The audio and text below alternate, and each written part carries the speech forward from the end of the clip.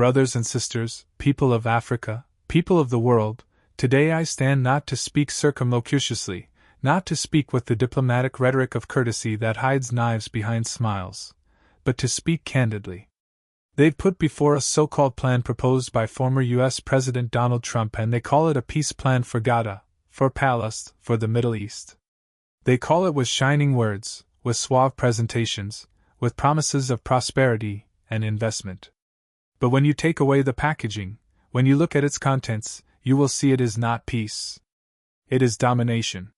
It is humiliation disguised as reconciliation. It is imposing one people to wear shackles and then to be told those shackles are bracelets of gold. And I say to you now, this is not peace. Peace is not when the strong imposes every sentence, and the weak is told only to sign. Peace is not when the suffering of a people is made a bargaining chip for investors. Peace is not when their holy rights are erased, their dignity negotiated away, their sovereignty pushed to the end of time. Peace is not the silence of the oppressed. It is the justice that allows them to walk tall. When Donald Trump laid before us his Gaza peace plan, most rushed to applaud. Some declared that it pragmatic. Others referred to it as bold. Others told us at least it is something. But hear me out, a poisoned cup is still poison no matter the beauty of the glass. Rotten fruit cannot nourish, no matter how sweet it tastes on initial bite. I ask once more, what is this peace? Where the occupier still keeps his boot on the chest of the land. And yet the world is being asked to applaud if justice was done. What is this kind of peace? Where the land is divided by walls? Where checkpoints control the rhythm of a people's life? Where mothers can't arrive at hospitals in time? Where they get to grow up amidst drones rather than open skies? And yet they are being asked they should be grateful for a deal. What kind of peace is this? Where the displaced are being asked to content themselves with leftovers while the robber feasts in the open. Where the loot man is offered a seat at the table only if he will hold his tongue from demanding his plundered bread. What peace is this where the answer comes not from the soil of Palestine, not from the wind of Gaza's voices, not hammered by the will of its people, but signed in offices in Washington, sketched on maps far off thousands of miles away? What peace is this? When the destiny of a people is bargained for without their presence, their signature required but their voice silenced. Is this not the old hubris of empire? Deciding for others, telling others what to do, acting as if one knows what is best for others while silencing the very people whose fate is being determined. They call it the deal of the century. But I ask you, what century is this? Whose deal is it? Is it the century of the oppressed? The people who have suffered decade after decade of siege, blockade, exile, humiliation, and still rise up each morning with the unbroken will to live. No, it is not their century.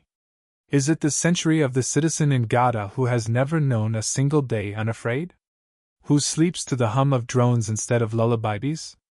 Who awakens to not school bells but to crashing walls and neighbors screaming? No, it is not that century. Is it the century of the farmer whose trees were planted by his parents, whose palms throb to feel the earth, yet he is compelled to sit and witness bulldozers demolish them, as settlers burn them down, as foreign soldiers tread them under their feet? No, it is not his either. This is not an agreement drafted for the weak. It is not for the refugee who has borne the key to his pilfered home for 70 years, hoping for the day he can return. It is not for the grandmother who keeps that key folded in a cloth, showing it to her grandchildren as proof that justice will be served someday. It is not for the prisoner who stays locked up for having had the courage to raise his voice. It is not for the mother who reads off the names of her sons on gravestones. No, this deal is for the strong. This agreement is drafted for the occupier who wants to clear his conscience while retaining the land he occupied. This agreement is for the politicians who sit in their palaces, who travel by private jets, who never once went barefoot on the ruins of a destroyed home, who never once breathed in the dust of a razed neighborhood, who never once heard the wails of a people looking for his parents under fallen walls. This deal is for the residents of air-conditioned halls, with rulers and pens in hand, drawing lines, scattering lives and histories as if pawns on a chessboard. They sit at tables of marble-polished skin, sipping wine as they decide the fate of millions, never once wiping the blood, never once savoring the flames of the fires that burn. They have the temerity to call this the deal of the century, but it is only the betrayal of the century. It is not a vision of peace. It is a surrender contract. It is not the voice of the people. It is the echo of the powerful talking to themselves. It is a bargain for the strong to remain strong, for the thief to remain in possession, for injustice to be camouflaged as stability. And they expect the world to applaud, to nod, to accept this farce as reality. But facts are not drawn up in Washington offices. Facts are written in the blood, the tears, the courage of the people who live and die under occupation. They call it peace, but it is a peace of chains. It is not the peace of equal shaking hands. It is the peace of the jailer shutting the cell and calling the prisoner to be quiet. It is the peace of silence forced upon the oppressed, not the peace of freedom chosen by the crowds. They call it peace, but what they give is the quiet of graves, the stillness of muted voices, the illusion of quietude based on the wails of the voiceless ones. That is not peace. It is capitulation. It is mastery in new guise. They call it compromise. But what kind of compromise is this? A true compromise requires both parties to give and both parties to benefit. But in this case, only one party is ordered to yield everything: its sovereignty, its dignity, while the other side keeps all it has taken by force. They call it compromise, but it is really confiscation, legalized extension of robbery. It is the master speaking to the servant: "Give me your last loaf of bread, and I will let you live another day." It is the robber saying to the robbed: "Take the corner of your house while I take the rest." Is that compromise? No. It is the humiliation of one side disguising itself as negotiation. They name it realism. But what realism is this? It is not the realism of justice, not the realism of coexistence, but the realism of empire. The realism that proclaims might makes right. The realism that proclaims the weak must yield to the strong. It is realism only for wall builders and settlement builders, for commanders, tanks and drones, to those who would bury justice in stone and barbed wire, and say it is realism because they have the power to redefine frontiers, but frontiers drawn in blood are drawn in sand. The motions of history will wash them away. What is proposed here is not peace. It is inequality, carved into stone, a monument of injustice erected in the face of the world. They would like to inscribe oppression into eternal law, to regularize occupation, a normal status, to declare exile destiny. It is the attempt to hallow plunder, to legitimize on the land pillaged from its legitimate people, to normalize the abnormal, and to institutionalize the transient. They desire the world to imagine that oppression can become eternal, that dispossession can be made permanent, that seized homes become legal homes.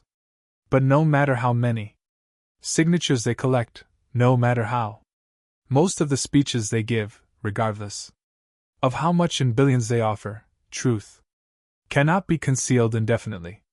You cannot make theft into law without making law itself a crime.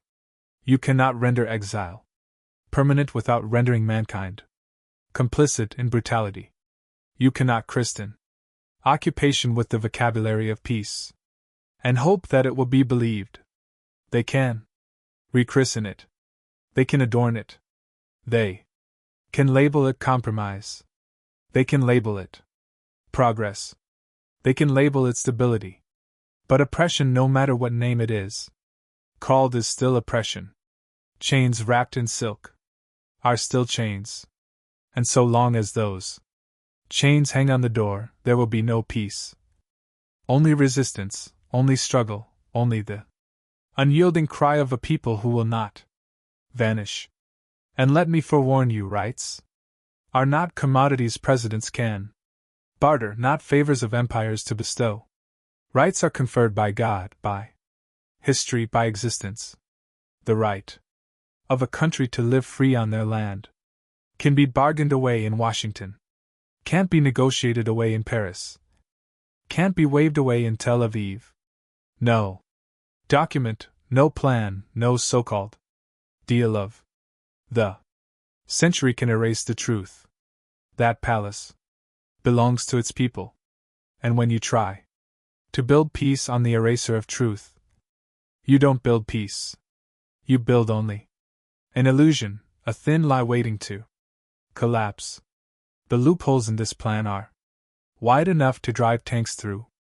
1. Loophole is the illusion of statehood. They speak of giving Palas to state. But if you look at it, it is no state at all. A state without control of its borders, without control of its airspace, without control of its security, is not a state, is a prison with a flag. They say to the people of Gaza, you will govern yourselves, but we will decide how you travel, with whom you trade, how you protect yourselves, what you can build, and even whom you can call your friends. Is that sovereignty? Or is that the advanced guise of occupation by another name? A loophole. To beat them is the promise of economic miracles. They will give us billions of dollars. Pouring in, investment pouring in, jobs being created. Where have we heard this before? Here in Africa we spoke the very same falsehoods. They uttered, let us handle your resources. Let us dictate your policies and we will bring development. Did it happen? No. The wealth left our land. The poverty remained. They now tell God the very same tale. They say, abandon your rights. Abandon your claims to Jerusalem. Accept permanent settlements on your land, and in return we will build factories and roads. My brothers and sisters, a country does not need dignity, but no country can survive without it. Economic statements cannot be a substitute for justice. A factory cannot be a substitute for freedom. A loan cannot be a substitute for freedom. Liber another. Loophole is the legitimization over time of settlements that have occupied land, inch by inch, olive tree by olive tree. This proposal claims to accept reality on the ground. But whose reality? The reality constructed by bulldozers, by walls, by armed soldiers.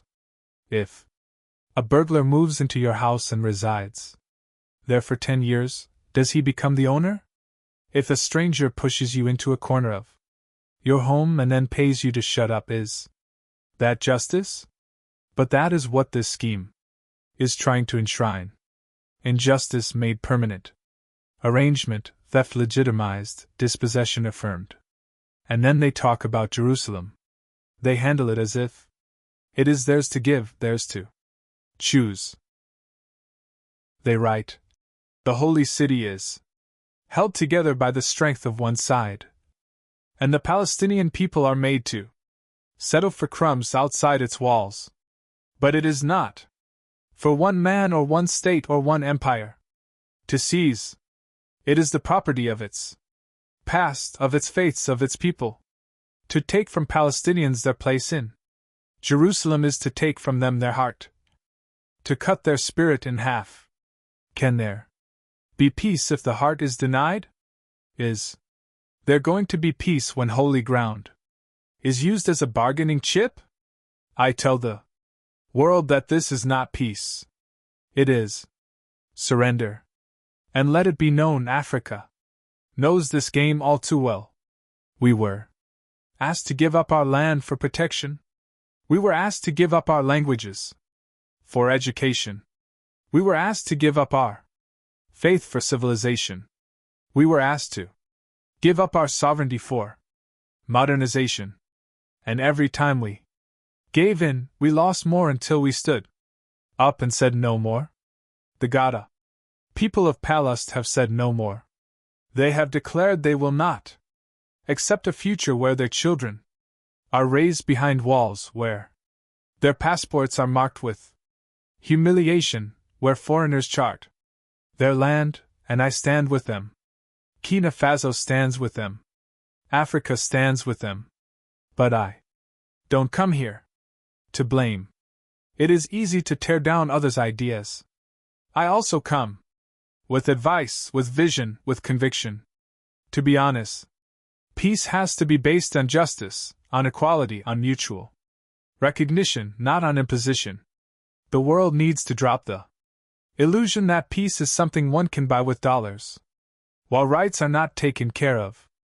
Peace is not a bargain. It is a covenant of dignity among peoples. If the West actually wants peace, then they must listen. Firstly, recognize the Palestinian right to full sovereignty over their land. Not a half-state, not a collection of enclaves, but one that controls its borders, its air, its water, its resources. Without this, all talk of peace is empty rhetoric. Secondly, abolish the settlements. If you claim peace, then stop constructing walls of division. No man can negotiate his fate while a bulldozer is at his door. Third, ensure that Jerusalem is shared, respected, treated as a city of all faiths, not the property of one. Peace without justice in Jerusalem is no peace at all. Fourth, ensure the right of refugees to return or to be compensated with dignity. For too long, their exile has been taken for granted as if it were temporary, but generations have passed. A wound left unattended does not heal. It furs. Some will say these demands are unreasonable, too arrogant, too unyielding. But I ask you, is it reasonable to ask people to forfeit their dignity permanently? Is it reasonable to have grow in cages and not fight back? Is it reasonable to believe you can construct peace based on oppression? The only reality is justice. Without justice, you will have infinite plans, infinite summits, infinite signatures, but no peace. And let me warn the West, the powerful ones, the creators of these agreements, if you really yearn for peace, Africa is prepared to help. I, Ibrahim Traoré, am prepared to do my share. We have been familiar with oppression. We have been familiar with colonization. We have been familiar with the illusion of development that robbed us. We have fought for freedom, and we know the price of dignity. If you want mediators who will not be bought, who will not be forced, who will not put business above justice, then turn to Africa. Let us help forge a peace that is not false, not transient, not one-sided. Let us make certain that the oppressed are heard. If you are authentic, we will stand with you. But if you seek merely to have us rubber stamp injustice, then we will expose you. We will denounce you. We will resist your bondage. To my brothers and sisters in Palestine, I say, do not lose heart. You are not alone. Your suffering is seen. Your struggle is shared. To the fathers who are unable to bring bread because of the blockade, to the youth who dream of nothing but freedom, I tell you, Africa remembers you. Africa stands with you. And to the people of the West who truly wish for peace, who do not wish to see their governments unleash unceasing wars, I tell you, make your voices heard. Demand justice. Trump's plan may seek to inscribe history in ink of power, but history is indeed written by the perseverance of the masses. No empire lasts forever. No injustice lasts eternity.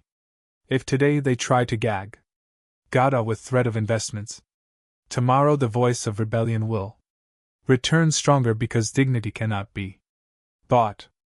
And let me tell the world, the Palace movement is not isolated. It is linked to every people who fights for sovereignty, for freedom, for dignity. When Gaza is free, mankind is freer. When Palace breathes, justice breathes. And until that day, let us all, continuing on to tell as one voice, this is not peace. This is surrender, and we reject it. If leaders are willing for real peace, let them show it. Let them shed the chains, not polish them up. Let them restore the plundered, not approve the plunder. Let them sit down with equals, not satellites. Then and only then will peace come. And when it comes, Africa will also be there, not as an observer but as a guarantor, as a brother, as a witness that justice was done.